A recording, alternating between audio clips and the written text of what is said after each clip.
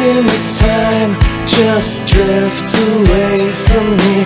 Feeling my mind, it's drifting out to sea. I wanna smile again before I'm gone. Can we get back to where we used to be? Do we all feel the same? It's just a dream. Ladies and gentlemen, from the Omni Building in Euclid, Ohio, it's the Cleveland Sports 360 show with your host, LG. Tonight on the show is no other than heavyweight boxer Nicolai Stoneman Firtha. And without any further ado, ladies and gentlemen, the man you gotta love, it's your boy, LG. Hey, welcome back, ladies and gentlemen, to another edition of the Cleveland Sports 360 show. Joining me tonight, live in the studio, as far as the World Heavyweight Boxing ranking system goes, we got Nicolai Firtha here, the Stone Man. He was high as number 10 before in the world rankings, right? 9 or 10? Yes, sir. Won a North American Heavyweight Championship and current state heavyweight champ. But that NABA got me in the top 15, and then I defended the title and won the state title against a guy named Mike Shepard, West Virginia state champ. And I think that got me in top 10 somewhere. Well, it was what a pleasure it was meeting you, Nicolai, on Saturday night, man. We were at some great boxing event that Newhouse put on, and I tell you, people out there right now, if you've never seen a Newhouse Promotions boxing event, you don't really know what you're missing. In a few moments, we're going to get Santiago on the phone, Wilkins Santiago, and you got to witness the entire Santiago fight, didn't you, Nicolai? I did in Santiago. We share the same cut man. And his trainer, Freddie's a good friend of mine, and great knowledge of the game, and always loved watching his fighters fight. And what was your take on the Santiago fight, man? You know what? The bottom line is it takes two fighters to make a fight, and he basically dominated the guy. You know, I talked to him afterwards, and like any fighter, he was a little discouraged. You know, he wanted to get the guy out of there, but I'll tell you what, he's had a little inactivity, so it was good he got the rounds in, and basically just, you know, he dominated the fight and whacked the guy, you know, had him on the ropes pretty much after about the second round on, and I was really impressed. It was good for him to get the rounds in, get his hands moving, and he looked real sharp and real good, and I look forward to seeing him in the future. Yeah, I'm pretty sure he had a fight 21 days earlier than that, too. I mean, you guys really go at this rapidly sometimes. I don't see how you can get ready for these matches within – I mean, you fought a guy within 2 weeks of the bout taking place, right? Yeah, Tyson Fury, top 10 guy in the world, and 6'8". Very rarely am I dwarfed in the ring, and he dwarfed me. But, yeah, we're in his backyard a little bit, but that's the thing, Larry, is that we have to, as a professional fighter, you have to take it on as a full-time job. You may not necessarily get paid like it's a full-time job, but you always got to be ready, and that's the thing is when you're coming up and you don't have a big promotional company, just kind of a mom-and-pop shop, you got to stay ready and at the call's notice. Now, Tyson Fury was an opponent that felt a little fury coming from Nicolai Firtha, with no problem. I mean, from what I understand, you damn near knocked the guy cold.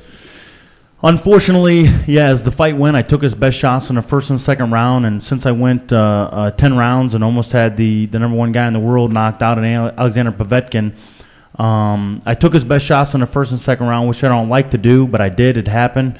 Was able to survive the storm. And third round, I saw that the overhand right was open, and I was setting him up for it, and caught him, and immediately he jumped back to the ropes and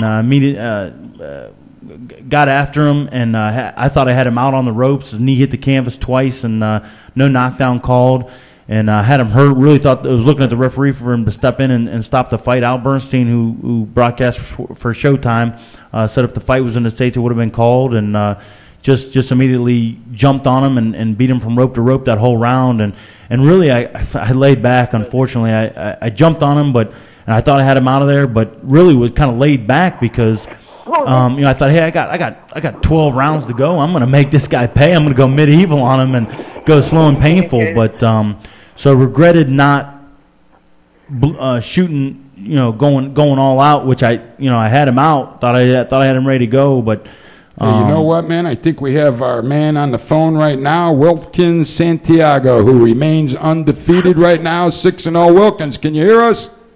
Yeah, what's going on? How you doing, brother? That was a hell of a fight you had. I'm sitting right here live in the studio with a good friend of yours, Nicolai Firtha. Hey, Nicolai, yeah, that's a good buddy of mine, man. Real tough opponent, real tough fighter, man. We brought him in special tonight to critique the Wilkins-Santiago fight, man. Tell us, Wilkins, this guy was from what, Uganda? Yeah, from Uganda. And I read some press that you said you hit this guy with everything you had, including a couple of bricks, huh? Right. That guy was tough, man. He won't go down for nothing, man. You know, respectable fighter, very durable, you know, just somebody that, you know, they call him the Beast. So I already knew I was in there with the Beast. So, you know, I was trying to put it all on the line, put it all out there, hit him with everything I got. But the guy was tough. He stood his own, you know, and, you know, I had nothing but the utmost respect for him. Yeah, he was a good opponent, but I really do. Come on, man. Come on. Wait a second. This is Kenyon Johnson, and I covered the fight. I called the fight Santiago. Paul Pendo should be anything but the Beast. I mean, this guy. What was up with this guy, man? This guy did not want to fight you, man. You beat this guy up from beginning to end. I mean, I don't know if this guy was just there to collect a payment, but he's anything. He's far from a beast. Well, early he came out. See, now that's what's interesting in a lot of fights, and Wilkins knows this, that's what happens. It usually takes a guy a few rounds. He's going to come out and try to win the fight, but then after he saw Wilkins put some speed bumps on him, basically Wilkins took the fight out of him. Is that correct, Wilkins? Well, I mean, yeah, the guy, I mean, I mean, that's his name, the Beast, but shit, when he's taking punches like I was in him, I gotta call him a beast, boy, because I was catching him with all types of shots, and the man took him, man. So, you know, I mean, it is what it is. I came out victorious. That's all that mattered to me at the end of the night. Now, one thing we were discussing, Wilkins, and shout out to Fred Neal who covered the fight with us. With you being 31 years of age, what he's saying is you got to take a lot of fights to get that championship that you absolutely want. What's your status in your next fight? When are you going to fight next? Wilkins, you still with us? Okay, we must have lost Wilkins. We'll try to get him back here, okay? I think you pissed him off, Kenyon. That age out there, man. But seriously, I thought Wilkins did a good job with the Beast, and the guy just wouldn't go down. I mean, sometimes these guys' heads are so thick from taking punches after punch after punch, you just can't knock them down. Yeah, definitely. What you thought, Nicolai? Yeah, he really went into a turtle shell kind of approach, put his hands up, and really didn't want to fight after about the third round. I mean, and I had the same thing happen to me August 13th in Youngstown. Fought a tough kid from Michigan or Indiana, and that's what happened. He came out the first couple rounds and knocked my head off, and I believe Wilkins' opponent did the same thing. And then that's what happens is once you put some speed bumps on him, and once they find out they can't compete with you, like my guy knocked him down in a second, and he realized he didn't have the speed, he didn't have the power, and he just didn't have the will to get rid of me. They go into survival mode, and sometimes those are the toughest fighters to fight because they go into survival mode. They don't give you anything, and they're there to be hit. Wilkins, we got you back. Did you hang up? Did Kenyon piss you off? You were going to drive over here and punch him out, or what? No, actually, the phone just cut off. I don't know what happened. I don't know if it was on your end or on my end. Oh, that's okay, man. So take us through the fight a little bit. You know, in the first round, you came out. The guy pretty much charged after you, and it seemed like you were able to hold your own right away, right from the get-go with the Beast. Right. Well, you know, our game plan was to utilize the jab as much as possible. He was an opponent that comes at charge and comes forward, keeps coming at you, which is respectable from guys from Uganda, them countries out there. When these guys come to fight, they want to pour their hearts on the line, you know. And me being the type of fighter I am, you know, I try to adjust to any style in front of me. And I knew that he was a tough opponent, so it was all about utilizing my jab, you know, pound his body out, try to take a lot of his legs and stuff out, and basically try to wear him out. I see everything I gave him, the guy was taking. You know, and he kept coming. So my thing was just basically sometimes you gotta be leery about guys like this when you take chances, and you know, use a lot of defense, a lot of survival mode, and just a lot of counteracting, a lot of counter punching behind what he was giving me. So, you know, I just listened to my corner, Freddie Barrero and Sammy Aponte, and they just told me, you know, just keep dictating the fight, try to keep him in the center of the ring. He kept charging, but my main thing was just stick to boxing and continue to let the punches flow. Nice, Wilkins. Hey, now we share the same cut man in our fights, Dr. Slice. Now I was just talking to him, and now it was interesting. I didn't realize this because you're always cutting your fights, you're always in shape, and I saw the same thing. But it was interesting. You looked a little lighter, and I talked to Slice. He said you came down in weight. Did that have any effect on you in the fight? Well, actually, my last fight before this one, prior to this one, the Atlantic City one, I fought the same way, which was at 100. Originally at 60, so now I think I'm a bounce down to I feel comfortable at the junior middleweight position at that weight, but we even thinking about going down to 147. So I'm feeling strong, man. I feel my speed is there. I'm just listening to my camp, letting my camp to dictate everything, allow them to basically make the decisions for me. They've been there for me since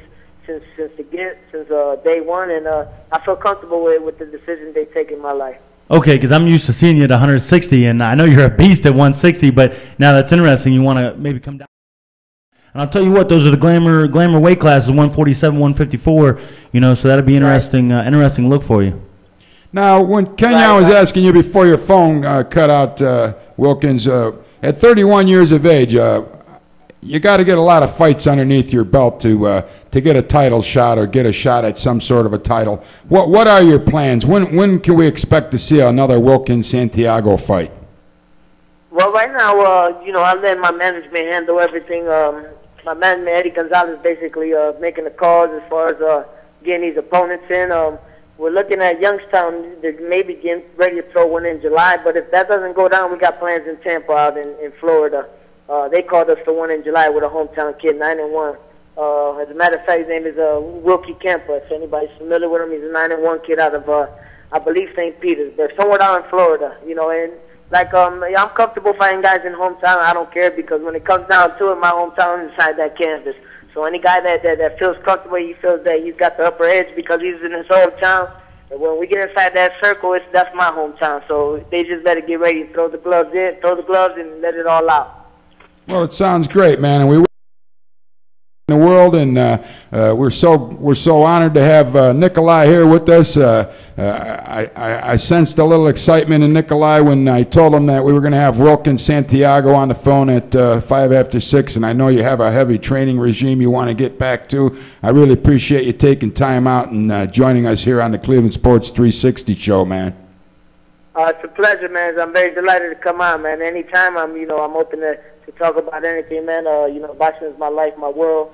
It's what's embedded in my heart. I want to say a big shout out to Nicolai, man. I love you, brother. Keep doing what you do, and we on this side of town, we doing what we do. And this boxing, this is embedded us. This is what we do day to day, and we leave it. We put it all in that ring for a reason, baby. So thanks for having me again. You guys take care. And much love. Hey, much love right back to you, brother. All right, thank you. Take care, Will. All right, Ken. There you have it, ladies and gentlemen. Still undefeated, 6-0, Wilkins Santiago, who pretty much manhandled the beast Saturday night at a Tim Newhouse promotion. Leave No Vet Behind boxing match. And if you haven't seen a Newhouse promotion, you got to check out his website, man. We're going to take a short 1 minute and 30-second break. We're going to be right back with more of the Cleveland Sports 360 show. Our special guest, heavyweight, world-ranked boxer, Nicolai Firtha, the Stone Man, when we come right back.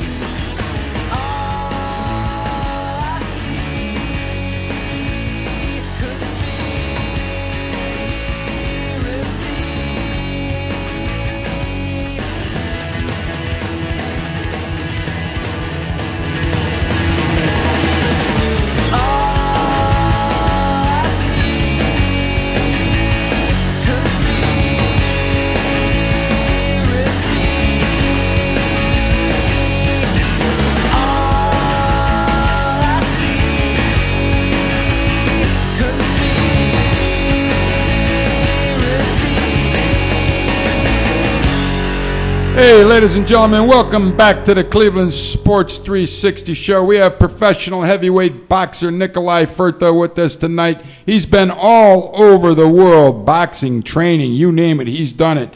Germany, Ireland, England, you name it, man. He even knows those two Russians. Hey, tell us about those Russian brothers, man. What's the story? They ever going to fight each other? No, no way. They'll never fight each other. And it was interesting because being on the undercard of the heavyweight championship at the end of February, I was eye to eye with those guys. And on TV, I mean, it does. It puts on 30 pounds, puts on a couple inches. I thought that they were, a lot bigger than they were. I thought I'd be looking up at them. And I was looking eye to eye with them. They're lean and mean. So am I. And my problem with the champs is that they keep fighting the same guy that's about 6 foot, 6'1", maybe 6'2", a guy that can't jab with them, non-athletic. I mean, sure, all heavyweights are punchers, so they're going with guys that can punch a little bit, but not guys of the same stature with them, not guys with jabs, not guys that go down to the body. So I really don't feel they're fighting guys comparable to their abilities. And so that's why I'm just trying to work my way up, and I'm really just 1 or 2 wins away from getting a shot at him. If I'd have beat Banks, they said top 10 in the world on a short list for heavyweight titles. So I had a pitfall there, and that was unfortunate, but I'm looking to get back here real soon. So, yeah, you took on Banks and Jonathan Banks, and that was a fight that you fought in Germany, right? Yes, sir. If I'm not mistaken. And tell us a little bit. What happened throughout the Banks fight, man? Well, it's interesting this because is the one where you had a sore knuckle, is it? Yeah. No, that was a couple fights ago. But so I was healthy. I was ready to go. Here's the interesting part: is that when I was with my father a few years ago, before he passed, I was a good boxer. Now my trainer Terry Nicolai, who was a sparring partner with Ernie Shea, a puncher.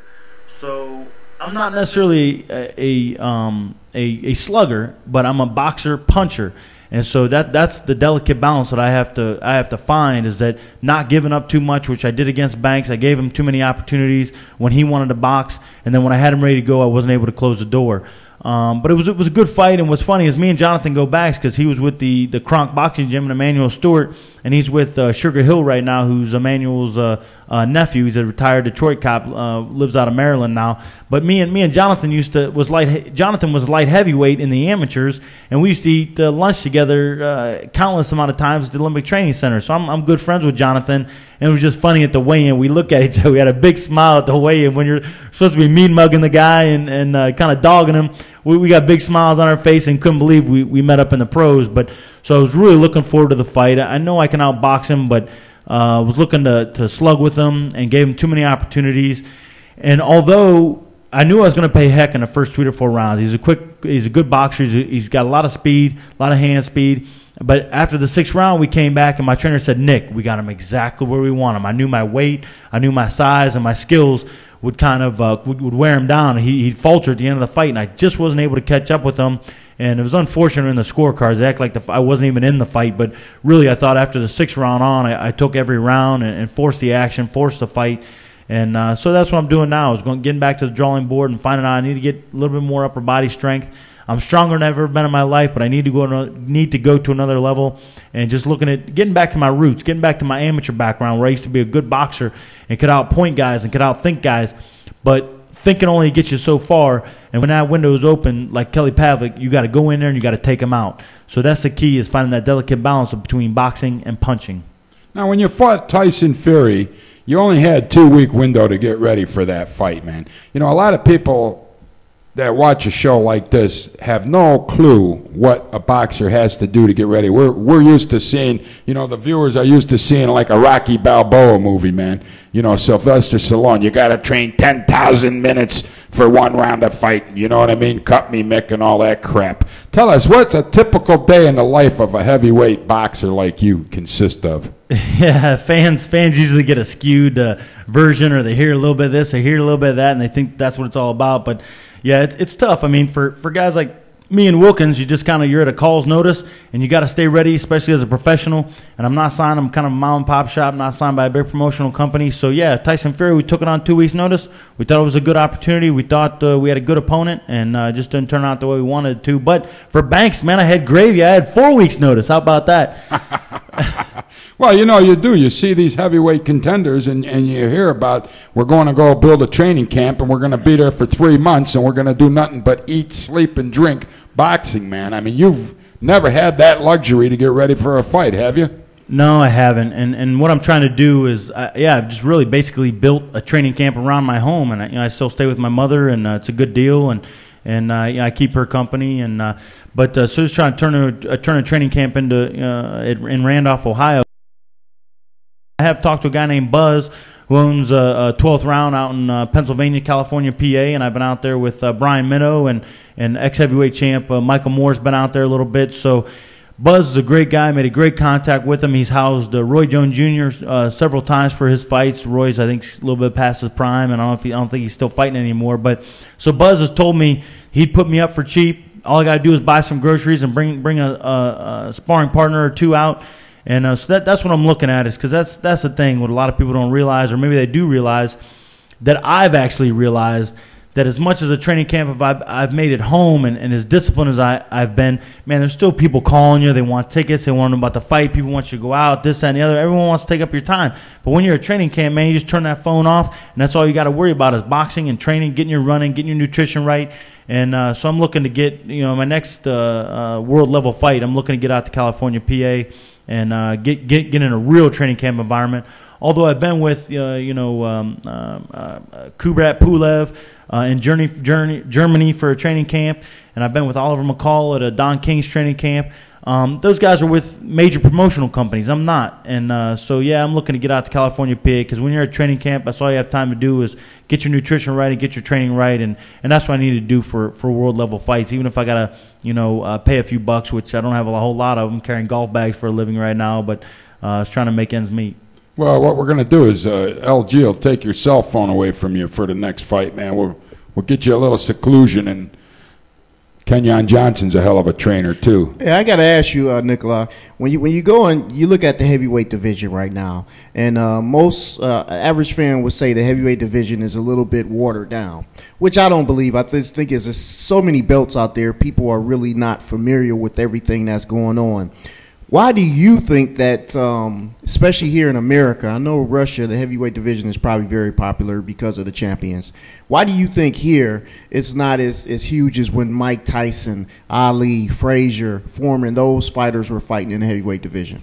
Well, Kenyon, I think you've hit the nail right on the head, is that we don't have any dominant heavyweights in the States. I mean, we've got guys like Eddie Chambers, who have fought 3 times in amateurs, 27, 28-0, or got a couple losses, lost to Klitschko last year. So we got him out there, not really a dominant force. Guy named Seth Mitchell, ex-Division I football player. I've been trying to get a fight with him on Showtime. He's looking at a world championship fight. So we don't have any dominant heavyweight. Chris Arreola out of California on the West Coast. Tried to get a fight with him, but couldn't get it lined up. But so no real dominant heavyweights in Americas right now. But that's the thing, is that Russia's been downtrodden for so long, and the Eastern Europeans, that they've had nothing, they no money, barely enough for food, and that they've grown up rough and tough, and that's why boxing, I think, back in the 30s and 40s was so popular, is because it was just the blue collar guys that were trying to make it. See, now in America, that's what's tough, is that we have basketball, baseball, college football, wrestling, and this and that. It's hard to. We're like a 5th or 6th fiddle compared to the big 4, big 5 in professional sports. So it's lost a little luster in the States, but I think with a strong American heavyweight that could challenge the Klitschkos, I think we could have an American heavyweight that we know and we like and we get behind, and I'm trying to be that guy. Well, I'll tell you one thing right now, man. I've never seen too many legitimate contenders coming out that were ready to make a challenge for the championship belt myself recently. And I lived through the days with Frazier, Ali, Norton, George Foreman. I mean, these were brawls, man. I mean, Frazier would rather die than lose a fight to Muhammad Ali. And we just did a show not too long ago with Joe Frazier's manager. I'll have to hook you up to see that show. He was a cool guy, Les Wolf in New York. And, I mean, these guys were in the ring brawling. And if I read you right with these Klitschkos, man, they're putting the fights together with these guys, and they got little 6'1" opponents. Are they afraid to take on a guy like you, or what? I'll tell you what. When you can take on lesser opponents, and you can collect all the ticket money, and collect all the money, because unfortunately they're cheap as I'll get out. It's unbelievable. They're fighters themselves. You think they want to take care of the fighters a little bit, but they're so cheap. And I don't mind saying that, but it is what it is. The truth's the truth, man. You can't sugarcoat the truth here on the Cleveland Sports 360 show. Right. One thing LG does is tell the truth. Yeah, so I think, like anybody else that owns a business, they own K2 Promotions, so they have their own promotional company, and they're the champs, so they have a lock on the market. So basically, whoever they say they want to fight, that's who they let them fight. And so if you can take on lesser opponents and make millions at it, I kind of can't blame them. But there's got to be a guy that thrusts himself in the to a pedestal that says, hey, you got to fight me, like it or not. And I'll tell you what, they want to get back to the States because here's where the money is. I mean, Europe, yeah, they're putting butts in the seats, but they got to fight in Munich, they got to fight in Berlin, they got to fight in Spain, so they got to fight all over the place. Shoot, I think they fought Tomas Adamek, who I was in training camp with in New Jersey. They had to fight him in Poland. So there's only so many venues over there that they can fight, but in the Americas, you put on a big heavyweight fight in Vegas or Atlantic City, people will come. Well, that's a good point you brought up, too, bringing a fight back to the United States. Who is the big-time fight promoter in the United States now? What's going on with Don King, man? I mean, Don King's old now and sick. Does anybody match the type of level of promoter that Don King was? Well, it used to be Cedric Kushner, and he's gotten out of the game because he used to be the premier heavyweight guy. He had a stable of about 20 heavyweights. He dealt only strictly with the heavyweights, and he's gotten out of the game. And Don King, hey, where there's a buck to be made, he's looking to get into. But I think he's turning most of the promotional and business end over to his son, Carl, who I'm good friends with. And Carl's a good guy, but they got Guillermo Jones, who is cruiserweight champion, and now he's heavyweight. But I don't know. I haven't heard too much from Guillermo, and so they're trying to make deals. And they had Ray Austin for a little bit out of Cleveland here, and so I just really haven't heard too much from the King camp. And then the Arams and the main events, Bob Arams and main events. Are looking to match middleweight guys up, because that's kind of what the buying public wants to see. And like you're saying, there's no dominant heavyweight, so it's kind of been a closed market in the States. Nicolai, let me ask a real quick question. I didn't mean to interrupt you, LG. When you mentioned Ray Austin, real good friends with him. I don't know if he's going to get back in the ring or not. Last time I talked with him, he said he was a little bit indecisive right now. If they bring back this Leave No Vet series back, it's coming back, it's a series. If there's a possible way we can get you and Ray Austin in the ring together to fight each other, would that be something you'd be interested in doing? Hey, if the money's right, anything's a possibility. But Ray's my guy, man. The Ray man, I'm good friends with Ray, and he keeps hitting me up trying to say, hey, man, when are you going to let me throw these jabs at you? So Ray's my guy, and it is a possibility down the road because, yeah, Ray's still looking to get in the ring, I think. He always stays in shape. He always stays ready. And then that's what's interesting is it could be a lot of times a guy like me coming up and trying to make it and getting there with an aging veteran, it could make for a real great fight. But on that note, Ray's a good friend of mine, and we work together. But hey, if the price is right and we get at the casinos, we get a big heavyweight fight in Cleveland and Northeast Ohio, I tell you, that would be huge. If you talk about bringing the fans back, and especially in this state, that would definitely bring the fans back. Two big heavyweights. Two well-known heavyweights, two top 15 heavyweights to get in the ring in Cleveland and fight each other would be huge. I'm going to try to get this together. Well, is there a problem fighting him, man? I mean, he's being a friend of yours. There comes a time where it's business and friendship. I mean, can you guys go in the ring, have a big 12-round fight, and come out and still be friends afterwards? Oh yeah, exactly. That's the best part about boxing, and that's one of the reasons I got into it is not only is it a mano, you take the team aspect out of it, which nothing against team sports, but I got turned off by a little bit with politics in high school and some college athletics. But that's what it is. When you step inside the ropes, it's war and it's business. And Ray knows that. I mean, shoot, a lot of our sparring sessions are World War III. So I know his mentality is win at all costs, and that's mine too. And I know when we get in the ring, it's all business. And but yeah, friends aside, that's what it is that we're both trying to get somewhere and try to put a buck in our pocket and try to get a world title fight, which Ray Austin's already done. So trying to get where he's at. If I was you, I'd start training real hard starting tomorrow morning before that sun comes up because Kenyon Johnson's got the wheels spinning in his head. We're going to be right back with more of the Cleveland Sports 360 show. Our special guest this evening, Nicolai Firtha, the Stone Man. We'll be right back. His wife, his kids are what he did.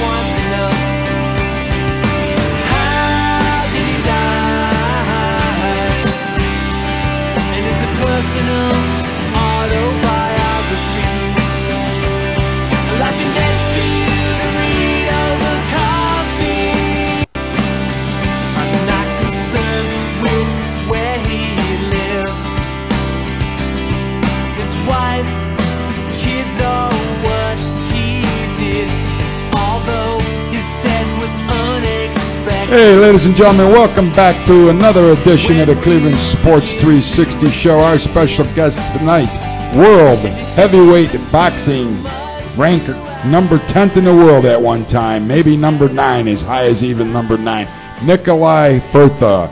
And we got the Kenyon Johnson behind the wheels of steel trying to put a big fight together with a good buddy of yours. Tell us, man, how would you go about getting ready to fight this guy? Oh, holy mackerel. This is now entertaining my mind because I was just about to hit Ray up and start training and working with him. But, it would take some time to promote a little bit and get our names out there, get Ray recognized again because Ray likes to float under the radar a little bit. And, to make it as big as it needs to be, I think, a local fight on the same fight card would be good. And that way fans get a chance to see us both and then pump it up in the radio a little bit. And but, yeah, it could make for a really huge fight. And, man, Ray's tough as nails. And to go up against a legend and idol like that, man, it would be almost a dream come, kind of a blessing in disguise. But, it'd be a really big fight for Northeast Ohio. So we'll see. And Ray's what, 6'6", 6'5"? How tall is he? Yeah, 6'5", 6'6". Yeah, he's a tall guy, big guy too. So it would be humongous for the city. But like you said, maybe start it off with both of you guys on the card, and then after you knock out both of your opponents, we get it back together with both of you all fighting. Well, They stretched you out to 6'6" for the Tyson Fury fight, didn't they? Exactly, yeah. Well, that was a little bit of a promotional thing because we were trying to eye ourselves up for either David Haye, who was the old #1 contender, or possibly a Klitschko fight. Yeah, so we pumped it up an inch, and to try to level out the Klitschko playing field. Now, with a guy from America, and correct me if I'm wrong a little bit, Nicolai, but traveling all over the world and putting these fights on in different countries all over the world, America kind of had a black eye, so to speak, in some of these foreign countries' minds.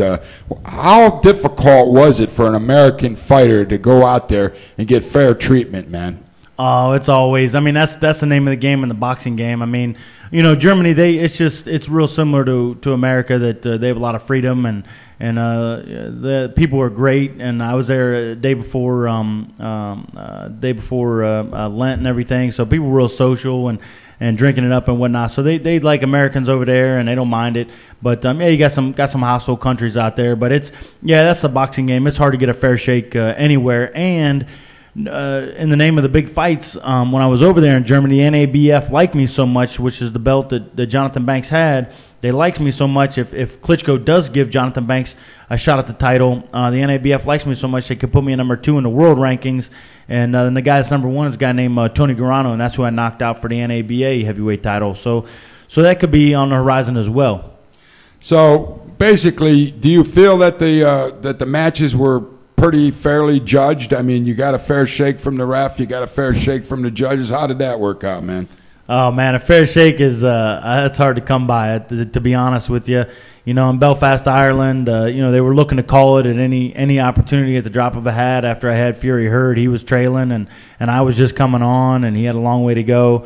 And then, and then in Germany as well, I really thought the fight was a lot closer than they called it. So yeah, it was tough. They know Banks as a Klitschko fighter. Although he's from America, he's fought in Germany several times, and they like him and they love him over there. And he's a Klitschko's guy. So I really don't think I got a fair shot, but. You know what? I don't need to be going into fights trying to win a decision. I just need to get him out of there, and that's what I need to do. I'm trying to get with Wilkin Santiago's strength guy. He's been with a lot of Ohio State guys and good strength trainers. So that's what I'm trying to do right now is retool and get bigger upper body strength, and that's what I want to get with Ray too, because Ray has great boxing skills. Can punch. Don't get me wrong, but he's got great boxing skills, and he's got a lightning quick jab. So yeah, it's hard to get a fair shake out of your hometown. Well, let me ask you something, man. From what I read and from what I heard about this Fury fight, man, this guy was pretty much out on his feet right in the third round. Is that about right? Yeah, his knee hit the canvas twice and no knockdowns called, and I thought I had him out on the ropes. I was blasting away. I mean, literally his hands were covering his head and his eyes were closed, rolled back in his head. And so I really thought I had him out of there, and but it just goes to show you just – when the window's there, you just got to go all out. And I went about 90% thinking, geez, I'm going to make this guy pay for 12 rounds. I got him right where I want him. I hurt him once, I'm going to hurt him again. And that's what happens when you're not specifically in the States. I think you can get a fair shake. But, he was out and ready to go, and they ended up calling it on me. Now, when you said something interesting just a second ago, you wanted to make him pay for 12 rounds, man. I mean, why wouldn't you just put the guy away as quickly and humanly as possible? Why put yourself through all this battle if you don't have to do it, man? Because he was a pretty mouthy guy. And, okay. So he was antagonistic to you, man. You wanted to make him pay. Yeah, definitely. He made a wisecrack of the trunks I wore, and I hadn't worn them since my father passed, and it was kind of symbolic. I got some family that lives over in Ireland, so he was a mouthy SOB, and I definitely wanted to make him pay, and thought I was going to get that shot at it because they loved us, they loved the fight, they loved me over in Ireland, and but they jumped in. The referee jumped in and called it. I was coherent, ready to go, and he called it on me from a little trickle of blood from my nose, and that was unfortunate. So there was nothing you like better than smacking around a mouthy guy with that stupid accent of theirs too, man. That helps out a little bit too. Right? I understand now, but being in a fight like that and making a mistake like you made, did that teach you something for the future? Oh, holy mackerel! Yes, it did. Yeah, it just you wake up every morning thinking about that. It's like an insect that drills a hole in your brain. It's all you think about in the morning. As you wake up to that, you go to sleep at night at that. You train because of that, you know. So that's something that you never get away from, and that's where I'm at in my career. Is that I don't know if I'm in the twilight of my career, but I'm toward the end of it. I'm in the end game, and I got to make everything count right now, and I just need to get that one big opportunity and make somebody pay. So basically, you learn from every fight, and when you get out of the ring with Fury, you notice the next time if you had an opportunity like this, and you got a guy hurt like that, and he's on the ropes, you just finish him right then and there, huh? Sure, you know, hindsight being 20/20, yeah, definitely. You know, really thought that, because he shot his wad in the first and second round, and I knew he couldn't hurt me. I knew he couldn't hurt me after that. I took his best shots. And he's trying to get me out of there because I went 10 rounds with Povetkin. So I thought, shoot, this guy's done. I'm just coming into my own. I'm just getting warmed up. I heard him already. You know, yeah, everything being everything, knowing that the ref would call it early, yeah, sure, I'd have jumped on him. But, you know, want to make him pay, want to give him a slow, painful death. But, you know, that's what it is.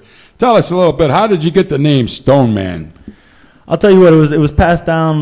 It was passed down from one of my dad fighters, a guy named Steve DeSalvo, who my dad trained, and unfortunately, you know, went down to Florida and he got into a bike accident and died. But you know, so he was technically the first Stone Man, and my father never really took the name, but passed it on to Steve DeSalvo, who's a friend of the family, and so I'm kind of the second Stone Man. But I liked it. It's not the Hammer, it's not the Slammer, it's the Stone Man. So now we got the Stone Man and we got the Stoned Man.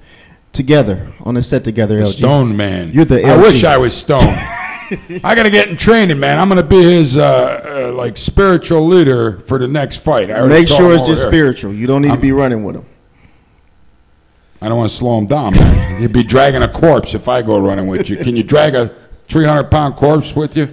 We could actually work that out. That'll work you out, man. You know what I'm talking about? Exactly. You drag me around the block a few times, you'll be in better shape. You want to get upper body strength. Yeah, I wish I had a dump truck behind me, I guess, I think, after that. Yeah. Bring one of them golf carts with you. That's all right. That's all right. No, I'm going to be a spiritual leader, man. Psych him up and get him ready to go out there and do war, man, because you know how LG gets carried away. Right. Yeah. Nobody psychs anybody up more than me, man. Hey, Firtha, who are some of your fighters you look up to now of the past that you look up to that some people out here may actually like also? I'll tell you what, I'm kind of a different guy in that I like guys that I like their personality or their ring demeanor more than sometimes their fighting ability. I mean, I loved a couple of my favorites were Alexis Arguello, man, just a lot of skills, classy guy.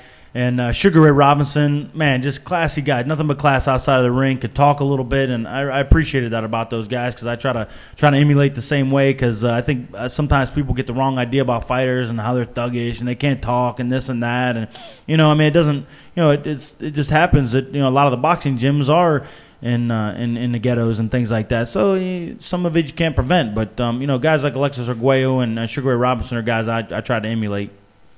I'll tell you one thing, man. I was telling you before the show, I haven't seen boxing up close and personal in a lot of years. I mean, things happen in people's lives. You get out of certain things. And I tell you, I'm impressed by the nicest bunch of guys I met, including yourself, Nicolai. I mean, Santiago takes time out from his training to join us tonight on the Cleveland Sports 360 show. Mike Moore, I mean, he's what is he, 11-0 now? 11-0, 6 knockouts. Yep. What a nice guy. He takes time out to say hello to you. He takes time out I think that's important, being able to create personal relationships, man, especially when you're in the public's eye like you guys are, man. More athletes should take after some of these Cleveland boxers, man. I agree, and that's what's been unfortunate with a lot of professional athletics. It's all about me, and they're in team sports and that, and so I don't know. I've tried to shy away from that, and I think most boxers do is shy away from that. We're already performing. It's not a team event. It's just us in the ring. So I think a lot of most fighters you meet are humble, and they'll give you the shirt off their back. And I wish more professional athletes were like that. So I try to change that stereotype of a lot of the football and basketball players nowadays, and get away from that a little bit. That's what I was saying, man. I think LG is coming in with a new love for a new sport, because believe it or not, when I tell you this, one of my all-time favorite sports for the last 10 years was golf. Why? You got to go out there and make your own paychecks, man. Nobody's doing it for you. You can't hold out a training camp and say, I'm not coming to give me a $9 million deal. Same thing with boxing. You don't go in the fight, you don't win the fight, you don't get paid, right? That's it. You're the go-to the hero. Well, ladies and gentlemen, that's going to conclude the Kenyon's waving me off now, man. We're breaking for a minute and 30 seconds, and we're going to be right back with more of the Cleveland Sports 360 show. Our special guest, heavyweight, world-ranked Nicolai Firtha, when we come right back with more of the Cleveland Sports 360 show.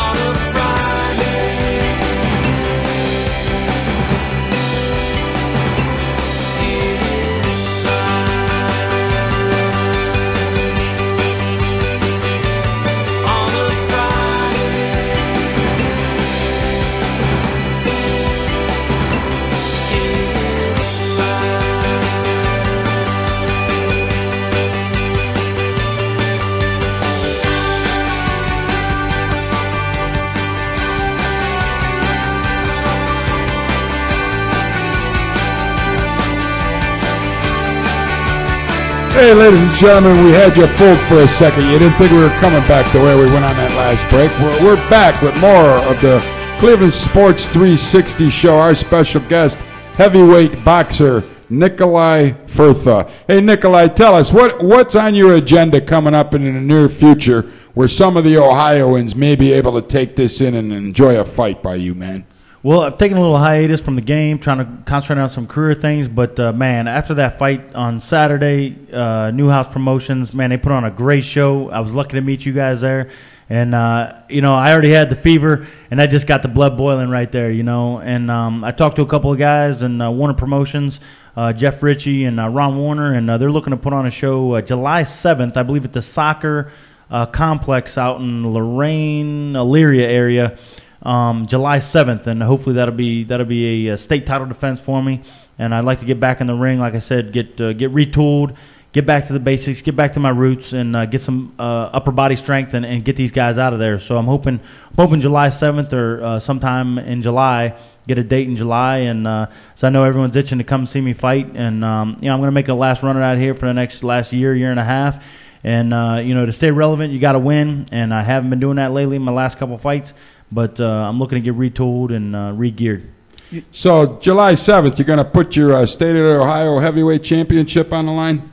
Exactly. I mean, I would like to say that the rest of my fights will all be championship fights, but yeah, I'm more than willing to put my state championship fight on the line against anybody, and that's what I've realized over this last year is that I knew I could compete with the top guys in the world. Now I'm doing that, and not only am I doing that, but I'm hurting them. I'm just not getting them out of there. So that'll be the key, is to concentrate on technique, concentrate on some strength training, and get these guys out of there. And yeah, nothing better than putting the title on the line and challenging somebody. Well, don't forget, you call LG, man, because I'm going to be there to root you on. I want to see this fight, man. What about you, Kenyon? I can't wait to see it. And Nicolai, when you talk about boxing, and no one ever speaks on this, right now there's this whole thing in the NFL about the bounties and the concussions and what's happening in these guys' future. If any sport should be protected over this, it would be boxing. Are you having any repercussions from boxing now, or do you have friends that you see now that are completely different from maybe 10 or 15 years ago? That's a real good point, Kenyon. That I've thought about that, and a lot of people close to me always mention that to me about that. They want me to get out of the game before I do get hurt, and I concentrate on being the hitter, not the hittee. I have noticed a couple of friends that a little bit of slow speech, and as I can't get the sentence out, but that's just a fluke, ladies and gentlemen. Yeah, so I'm very cognizant of that, and it's interesting. We got our own Cleveland clinic on the forefront of that, and that was unfortunate about that bounty program in the NFL, and I give those guys a lot of credit. Every Sunday, those guys earn their money, and but yeah, the bounty program was just seemed uncalled for, and that was too bad that came out the way it did. And I think maybe I've had a concussion in my career, and a lot of times in the gym, I mean all the time in the gym, we're wearing headgear and that covers a lot of the blow. And in the fight, I think my second fight as an amateur, I got cracked pretty good and lost a little bit of blood, and probably suffered a concussion there. I remember some symptoms that I had, and this was 10, 11 years ago. But other than that, I try not to get hit too much. But yeah, some of these guys that are brave and they like getting hit and brag about it, man, I don't want to be a better catcher than Johnny Bench, But it's definitely very cognizant of it. And I've actually even thought about trying to get in contact with the Cleveland Clinic just trying to find out, because I think they had was it Ken Norton? No, Leon Spinks. They had Leon Spinks in the hospital and testing his cognizant abilities. To make sure that he was still sharp, and so it's definitely something I'd be willing to look into. We had Leon on a Unsportsmanlike Conduct show a few months back too, right before we did the Smokin' Joe Frazier Cleveland Sports 360 show, and Leon, he was able to get through the show. He was able to get through, but you know that he's taken a lot of damage, and his wife actually told us before we got on, she protects him to the fullest. She told us, be very careful with him, but we got him to laugh, got him to joke around a little bit. It was an excellent interview. And I'll be honest with you, I love Leon. He's my guy. I used to be friends with my trainer, and I love his nephew Corey Spinks, but might have been a little bit of crack too. That might not help. None of them Spinks boys got teeth. I don't remember which one it was out by Toledo. It was either Leon or Michael Spinks got pulled over and had a car full of pot. The crack didn't help at all, man. Yeah. So, shout out to crack. You got to stay off of that when you're in training, at least. That probably didn't help. I don't know why. Maybe that's why he had the space in between his teeth so he could insert some drugs quicker, huh? Yeah, not a bad guy. Definitely a character in the game, But it's something you have to be aware of, especially as a fighter. Well, I'll tell you one thing, man. We're gonna do our best to follow your career here now, and hopefully we can get you to come on down to streamingsportstalk.com and do a couple more shows and have your own show and see how that works out for you, man. We can get that going for you over here, and we're looking forward to seeing what's going to happen with this fight. If we can get something going at the casino, if Kenyon could get involved with a little bit of promotion for you, and we'll get a real big payday going for you, man. We get you inside that Cleveland casino. The key is big fights for Northeast Ohio, because Cleveland, Akron, Youngstown, even Canton, great fight public, man. Everyone loves the fights, and it's the Ohio Athletic Commission with Bernie Bravado. They make sure the game's clean and guys stay above board. And there's some shady stuff that goes on in the boxing game, but they keep it above board, and we thank them for that. But just glad to be in the studio here with you guys, and it's had a ball. Well, we're so fortunate to have you come down, man, and I've never met a nicer guy in my life than this guy right here, Kenyon. You said that to me last week, man. Well, I mean, just goes to show you I'm full of crap, right? No, really, this is a hell of a nice guy. Because you would think, like he said, you would think you're going to go up to a heavyweight box, but he knew I had connections. But you know what? He knew I was tied in with the mob. A boxer I interviewed years ago who I thought was going to be an a-hole was nothing but class, and that was Mike Tyson. Mike Tyson didn't want to leave the interview, and I tell you, that's why I say, like you said, boxers. There's a lot of boxers that are very humble that will take the time. Was that in prison? No, he had just got out, man. He just got out. And I made sure no women was around, but he just got out. But we appreciate you coming down here, man. And I know LG is very happy that you took time out to come on Cleveland Sports. I'm thrilled, man. Thrilled.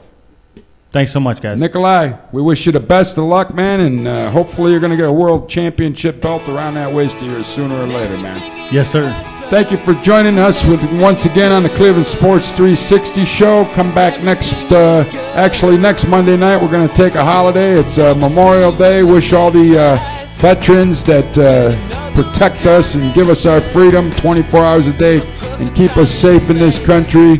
The Marines, the Army, you name it, the Navy, our armed forces are second to none, and we really appreciate that. And that's why they had Leave No Vet Behind, the boxing last Saturday night, and we look forward to doing that again.